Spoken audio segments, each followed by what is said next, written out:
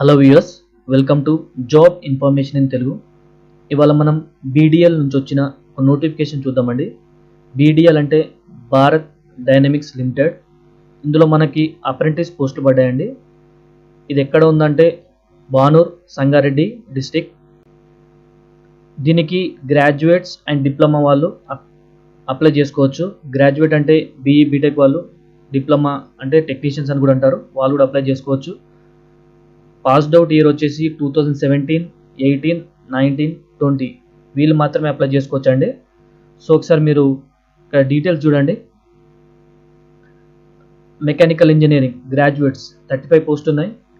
Technicians అంటే diploma వాళ్ళకి 14 post, triple వాళ్ళకి 8, 4, సివిల్ ఇంజనీరింగ్ వాళ్ళకి 2, డిప్లొమా వాళ్ళకి ఏం లేదండి.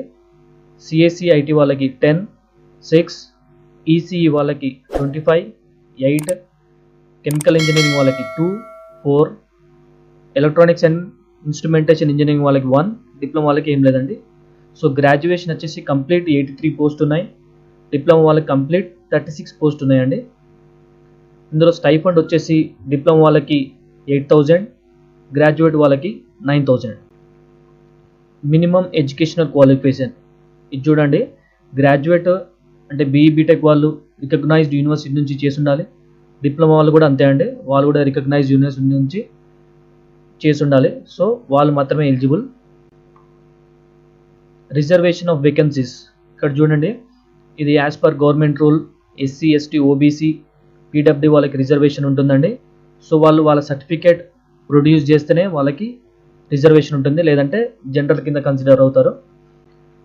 ఇక్కడ చూడండి, ట్రైనింగ్ డ్యూరేషన్ ఆఫ్ ట్రైనింగ్ ఇది 1 year ఉంటుంది.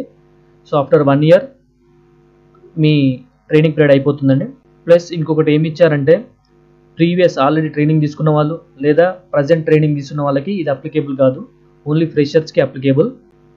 సెలెక్షన్ ప్రొసీజర్ ఎలా ఉంటుందంటే as per your marks, as per your caste, general, SC, ST, OBC or PWD, దీని ప్రకారం మీకు లిస్ట్ వస్తుందండి. తర్వాత సర్టిఫికేట్ వెరిఫికేషన్ ఉంటుంది, ఆ తర్వాత మీకు ఫైనల్ లిస్ట్ ఇస్తారు. ఇక్కడ చూడండి క్లియర్గా, procedure for registration and submission of application. So ఇందులో 2 types మనకి ఇచ్చారు. ఒకవేళ మీరు ఆల్రెడీ నేషనల్ వెబ్ పోర్టల్లో రిజిస్టర్ అయి ఉంటే మీకు ఒక ఎన్రోల్మెంట్ ఐడి ఉంటుంది. సో దాని ప్రకారం మీరు రిజిస్టర్ అవ్వచ్చు, లాగిన్ అవ్వాల్సి ఉంటుంది. ఎస్టాబ్లిష్మెంట్ రిక్వెస్ట్ మెనూ మీద క్లిక్ చేసి ఫైండ్ ఎస్టాబ్లిష్మెంట్ మీద క్లిక్ చేయాల్సి ఉంటుంది. తర్వాత మీ రెజ్యూమ్ అప్లోడ్ చేయాలి. తర్వాత ఎస్టాబ్లిష్మెంట్ నేమ్ ఇది ఇంపార్టెంట్ అండి, భారత్ డైనమిక్స్ లిమిటెడ్ అని టైప్ చేసి సెర్చ్ చేయాలి. సో అక్కడ మీరు అప్లై చేయాలి, మళ్ళీ అప్లై అగైన్ అని క్లిక్ చేయాల్సి ఉంటుంది.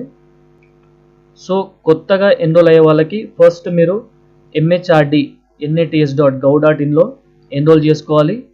కంప్లీట్ ద అప్లికేషన్ ఫామ్ మొత్తం కంప్లీట్ చేయాలి.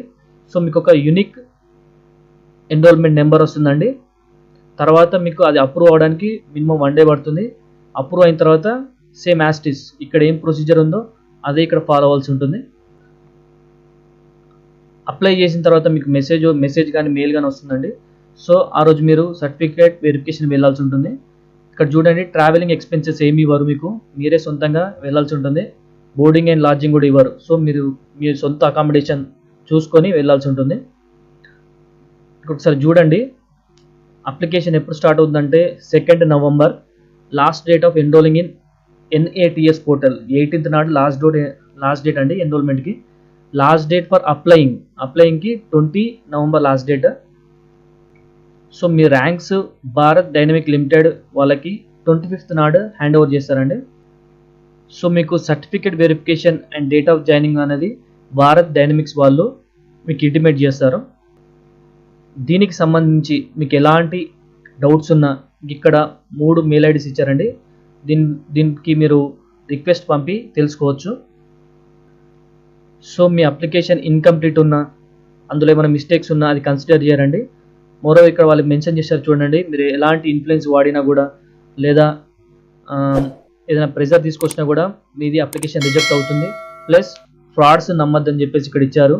కొందరు మేము జాబ్ ఇప్పిస్తామని చెప్పేసి మీకు అంటూ ఉంటారు. సో వాళ్ళని నమ్మద్దని చెప్పి కూడా ఇక్కడ ఇచ్చారండి. సో మీరు ఎలాంటి డౌట్స్ ఉన్నా కూడా ఈ మెయిల్ ఐడికి రిక్వెస్ట్ పంపండి.